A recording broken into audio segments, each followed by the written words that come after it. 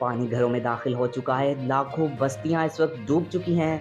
बता रहे हैं आपको, गुजरात के करीब दरियाए चिनाब में 1,05,000 क्यूसेक का तागानी का रेला गुजर रहा है। इस वक्त वजीराबाद और मुजाफाती इलाकों में पानी घरों में दाखिल हो गया है। दर्जनों बस्तियां इस वक्त डूब चुकी हैं। लोग घरों में महसूर हो गए हैं। जी हाँ, हेडमराला पर पानी का बहाव खतरनाक हद तक बढ़ने के बाद दरिया किनारे के देहात मुकम्मल तौर पर ज़ेर आब आ चुके हैं।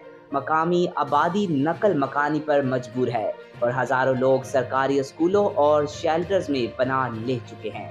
बता रहे हैं आपको, वजीराबाद के गंजानाबाद इलाकों में 4 से 6 फुट तक पानी जमा है। शहरी कश्तियों के जरिए एक दूसरे को राशन और जरूरी अशिया पहुंचा रहे हैं। मकामी इंतजामिया के मुताबिक पानी की सतह में मजीद इजाफा मतवक्को है। रेलवे हुकाम का कहना है कि वजीराबाद से सियालकोट और वजीराबाद से लाहौर रेलवे स्टेशन पानी में डूब जाने के बाद बंद हो गए थे।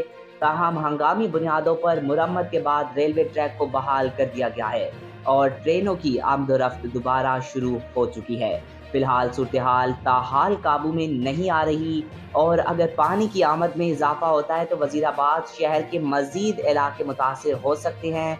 इंतजामिया ने लोगों को महफूज मकामात की तरफ मुंतकिल होने की हदायत की है।